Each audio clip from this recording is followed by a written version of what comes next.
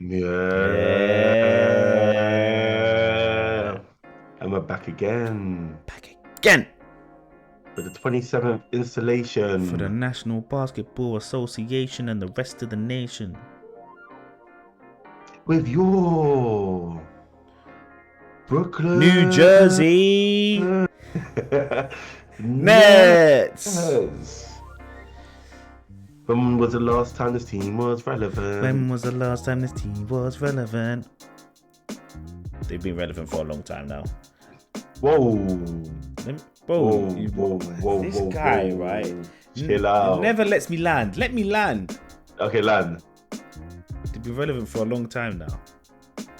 They've had at least 3 years of Brooklyn Nets relevancy before you do all over the New Jersey team. They had a nice little early 2000s thing going. Of course. But then they completely flopped. Got relocated. Kenyon Martin. Stephen Marbury. Jason Kidd. Vince Carter. Brook Lopez, obviously. Oh, that's a bit later. That's later. That's the teams that kind of were then like a bit flopped. Yeah. Then they moved location, rebranded in 2012. Was it 2012? It had a little window. The window that actually probably destroyed this franchise a little bit, but they come back when they traded for Paul Pierce. Oh yeah, Kevin Paul Garnett, Pierce and Kevin Garnett. And they had Joe Johnson. Yeah, it was on Joe the team Johnson for a little bit. Yeah, it was. Yeah. No, but that's Brooklyn. That's Brooklyn times.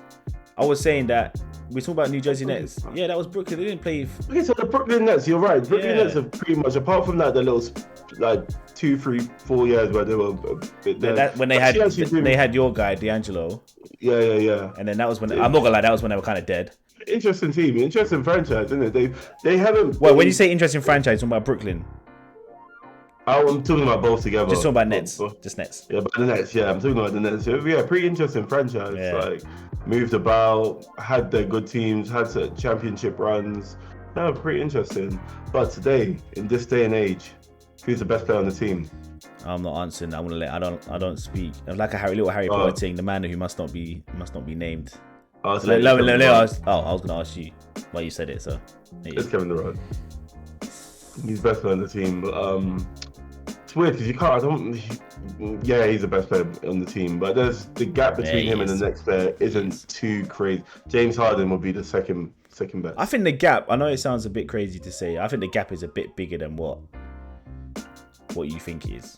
Yeah, I get what you mean. I think the snake is a bit is like a bit better than James Harden. I was about to ask you the question, but I've already answered it. I was going to say to you, what was that advert that they used to play late at night on telly? I know this sounds mad boogie, and it was a gym thing, and it was P90X, but I remembered it in my own head. From now on, I'm calling James Harden Mr. P90X. Mr. Get fat in the off season, get slim for the postseason. Mr. P90X.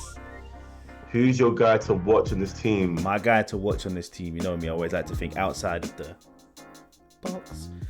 It's got to be Blake Griffin for me because he revitalized himself, not his career, but himself, to the general public last year. Mm-hmm. He had a few little dunks, one little poster. A couple good runs. It was a struggle though. I'm not gonna lie. When you watch those dunks back, it's a struggle. His head is like barely near the net.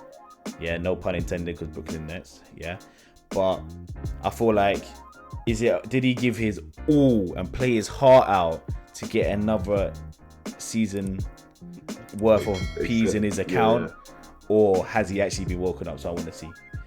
He literally might be my player to watch for the first 3 weeks of the NBA, and then I'll move it over to Kyrie Irving. Well, I like that. I'm not watching him for the whole season if he's watched. For me, obviously everyone's gonna say this. I need to see the big three together. I feel like we've barely seen that big three together. We've barely seen it. I want to see those three together. And I want to see if there's a big gap, because if there's a big gap between that big three playing and they're all healthy with the rest of the league.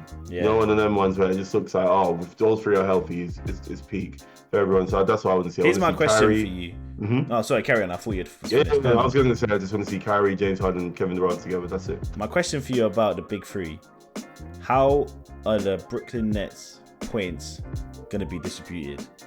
I want you to call the averages for all three of them. Just points. For me, okay, let me quickly describe what I see the roles, and I'll go for points. I feel like James Harden has to be the point guard. I think he's a better facilitator. I feel like Kyrie Irving, even though he's smaller, I think he has to be the shooting guard. And KD, he's such a good basketball player. You can fit him in anything, and he'll always get buckets. Point distribution, I see 21 from Kyrie. Okay, I'm interested in that. I see 25 for KD, and I see 22 from James Harden. I thought he was going to say more for P90X. That's why I look funny. That's how I see KD as the main scorer, because I feel like KD doesn't actually have to facilitate that much, even though he will and he can. But I feel like he's the main scorer and the most efficient scorer on the team. I feel like Kyrie Irving, that 21 makes sense, I think, for him, and 22 for James. So you don't think the NBA leading scorer is coming from Brooklyn Nets because there's too many to distribute about? Yeah. Okay, I see. Yeah, I don't think the point spread is just too much. I'm shocked. I'm a bit shocked that you said 21 for Kyrie, though. Not because I don't think he can get it, but for you to say that, I feel like for a shooting guard who's not going to be controlling the possessions, I feel like Kyrie's offense, a lot of it comes from sort of like ISO and his own thing. So then but that's what I'm saying. 21 for the roles you described, 21 for Kyrie Irving in the shooting guard role is a lot. Oh, you think that's a lot? For that I'm saying for that role that you described, that's a lot because he makes his own offense, doesn't he? He's like an ISO player. He's a good catch and shoot 3-point. I thought you might say more like he's a good catch and shoot player, but maybe like more 17, 18 in that role. I feel like he has so much. He cares so much. I couldn't see him doing that to himself. I see like he will forcibly make sure he's getting that 20. And also, actually, another interesting thing is it also depends on the minute distribution. Because when James, Mr. P90X sits down, Kyrie can move to point guard, and that's where he'll get most of his points in a game, not when he's actually playing shooting guard. Lord knows when Kyrie's at point guard, that's all about Kyrie scoring. That's not, and with obviously some distribution, but I feel like James Harden gets everyone involved more. So out of the big three, in a weird way, like looking at the team as a whole, and just from a tactical point of view, in theory, it makes sense for Kyrie to have the most minutes on the team because you would have him as a starter in your big three, and then when Kevin and P90X are going to the bench to have their little sit down, you'd keep Kyrie in, move him to point guard, and that's where he'll, not for the whole, obviously he's not going to play the whole thing, but just even if it's just for an extra 1-2 minutes, then he can then sit down and then you start to dribble them back in. Do you get what I'm trying to say?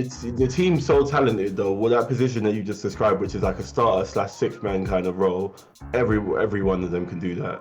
You can. But you wouldn't do that to James Harden if James Harden's already a starting point guard, because then you're not going to get the best out of Kyrie. That's what I'm saying. I get what you mean. But at the end of the day, I'm Clumsy Elf, you're Professor Cornage.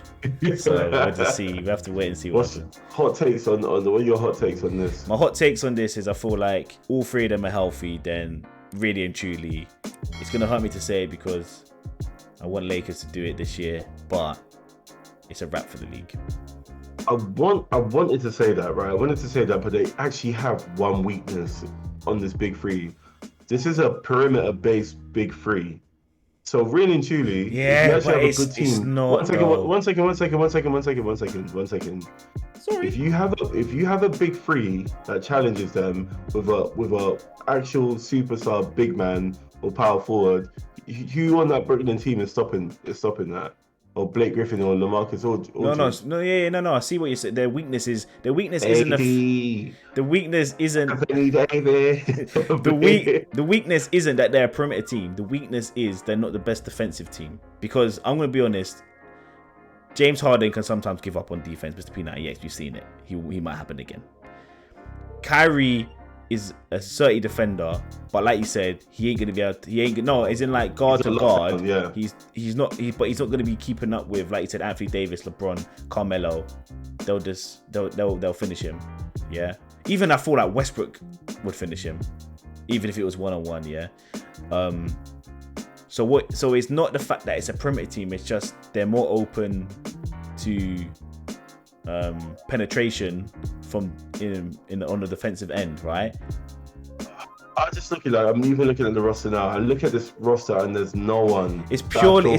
You know what it is? No one that could guard a center or a power forward in their prime. It's a purely offensive team, and that is why when we take it back to the beginning, when you was talking about the big three, that is why it's actually so important to understand how you're going to get the best offensively out of these players, because in a game, especially in the playoffs, if you don't get the best offensively out of all three of them, you will lose in the playoffs to a team that is 30 defensively and offensively. I'm going to be honest though, Giannis would still, I know they beat Brooklyn in game 7 to get to the finals, right? Last season, Giannis would still dominate this team even when all big three of them are healthy. Yeah, Brooklyn Nets fans, I know you like that, not like that. No one could stop that. On the other side of that, they have no one's going to stop all three of them. No, but that's what I'm saying. But it doesn't. I know it sounds a bit silly to say, but if Giannis is dominating your team, it doesn't matter if Kevin Durant, James Harden, and Kyrie Irving are on fire, because you'll still win. Yeah. Basically, I expect Brooklyn to have the highest team points per game. They have to be the best offense in the league. I think they'll have the leading offense together. Not independently, they won't have the top scorer, but as a whole, most of their games are going to be high-scoring games, man. Last season, when the small times that they were healthy, they were like a historical offense. They were getting to like 120, 130. They were doing stupid things on offense, so we can expect that. Nevertheless, guess the seeding. First or second seed in the East. Yeah, I just couldn't. I can't unless it's a purely tactical thing of how you want to enter the postseason. I don't see them coming. I'm happy to possibly drop that from first to third, but nothing less than third, and that's like with someone injured. Yeah, and to see Brooklyn in fourth or something, that means oh my god. Something's gone wrong during the season, or there have been injuries. Space Jam 3 must be happening because people's talents must have been robbed. Off-season transactions for these guys, I think they went the Lakers route a bit. They brought on vets on the team. They didn't bolster the team with young guys. No, they just because they're basically Lakers and Brooklyn are pretty much, they kind of have the same mantra for the next season or two, don't they? And they're just sort of doing this, pretty much going all in. Yeah. But James Johnson, Patty Mills James Johnson, Paul Millsap, LaMarcus Aldridge come back. It's good to see Patty Mills is a sturdy acquisition for them. Patty Mills is the one for me that's like him coming off the bench. You see how he plays like during Olympic or international play. If he can give you something like that off the bench, and if Patty Mills is giving you like 15 on that team off the bench, offensively, that's what I'm saying. 120, 130. They ain't got no picks. They got second picks, but it don't matter. Not even gonna talk about that. Shout out to Steve Nash doing his thing. You know, like at the end of the day, it's not easy being cheesy. Shout out to Terry Crews in Long Beach Yard. It's not easy to be the coach of like a high pressured big three team, but I feel like weirdly, he's kind of the right fit for that, and that's why it goes kind of well, because he's so close to still being a player. It's almost like the players just do it. The players just like run the team, if that makes sense. I'm not sure about Kyrie Irving because he's a younger one, but I know Steve Nash got buckets on KD and James Harden. Like, they have to respect him. It's not like when he's getting at them, Lord knows what he says, but you have to put respect on him. It's not like Steve Nash was any guy in the NBA. He's a top point guard to ever play the sport. So, it's different this season than it was the last season. Tell them why, Professor. I want you to tell Mike D'Antoni's gone. That's if you're not a casual for basketball and you know if Mike D'Antoni's part of that coaching staff, the offense is going to be on point. That's what you get from Mike D'Antoni. By the end of the day, Brooklyn, with this team, if it's not a championship this year, right, it's a bit of a bust for me. Championship or bust? It has to be, because at the end of the day, how can a team running at 100% with 3 of the possibly top 8 players in the league not win a championship when everyone's healthy and stuff like that? So you look around, is this one of the last super teams that we're going to see for a while? Like if this doesn't work out? Do you get what I mean? I think it's like, I think depending on because of the weird position what we spoke about in the Lakers video, and we're talking about it now. It's like there's not the pool of talent, the age gaps, and the talent what's around at the moment. Like it could be between Lakers and Brooklyn, the end of super teams for not forever, obviously. They'll come back, but future, yeah, just for a little bit. That's what I'm saying. Yeah. But Brooklyn fans, one second, just before you go, I'd like to see a statement season from them, like that kind of Golden State 2016 thing. I want to see, if they're all healthy, health permitting, I want to see a statement season from Brooklyn. All I want to see domination is a Brooklyn Nets, Los Angeles Lakers NBA Finals. That's all I want to see. Please, Brooklyn fans, New Jersey fans, if you've moved to Brooklyn, let us know in the comments what you think about your team. If we've missed anything, let us know. And subscribe. Peace out. A-Town. Bow.